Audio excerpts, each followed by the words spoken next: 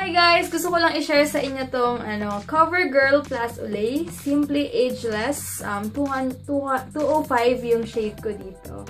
And bigay ito sa akin ni Ate Maggie. And ito yung shade niya. 205. Ginamit ko na kasi siya nung Kailan ko ba ito ginamit? So, kalimutan ko na. Friday ata. Yes, ginamit ko siya nung Friday. Ito siya. Light siya. Ito yata yung pinaka-light na shade ng Olay. And ngayon, papakita ko sa inyo yung kung paano ko siya i-apply and yung effect niya sa face.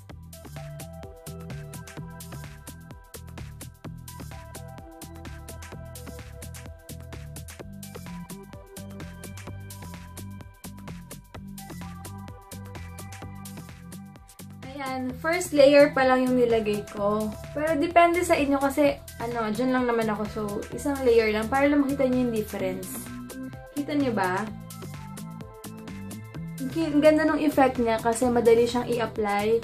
Tapos, na-hide agad yung mga dark spots ko. And hindi ganun ka-visible yung pores ko sa Olay na to. And akala ko nga dati, nakikita ko lang sa CoverGirl. Feeling ko, pag Olay, hindi ako hiyang. Ganong feeling ba?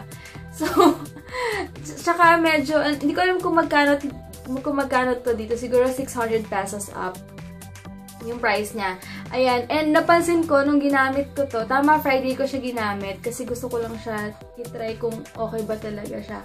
Ang ganda niya kasi hindi siya oily. Alam niyo, kasi nga, feeling ko, pag Olay, pag with halong Olay, medyo nag-o-oily yung skin mo, yung ganong feeling. So, nagulat ako kasi nung Friday, umalis ako, hindi ako nag-retouch buong maghapon. Siguro rin nakatulong din to. And yung Catrice kong pang matte ng face, yung para malasan yung oiliness ng face mo. Ayan ako, tignan nyo, nakita nyo ba yung pagkakaiba?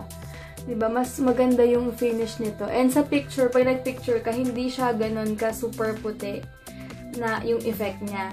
And kaya ako rin to nagustuhan kasi ang dali-daling i-apply. Although may kasama siyang sponge. Tinry ko nga siya, kaya lang feeling ko dito lang napupunta yung product. So sabi ko kamay na lang talaga. Iba talaga kapag kamay yung gamit mo na pang-apply ng mga ganito. Pero kung kulang pa, kung gusto niyo pa i-highlight yung sa under eye mo, tap ka lang, tapos lagyan mo lang siya.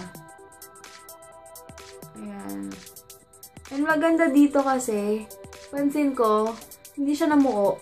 As in, wala, never, kahit napawisan ka, talagang naka-stuck lang siya sa face mo. Hindi ka niya iiwan. Parang lipstick lang.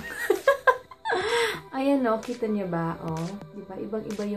Ibang-iba yung effect niya sa kanan ko. Yan. So guys, kung gusto niyo bumili nito, merong available nito sa mga SM department store. As in, grabe. Super worth it to if ever nabibili kayo. And huwag kayong matakot or mag-hesitate mag-try na with Olay kasi maganda pala yung effect niya kasi super flawless na effect niya.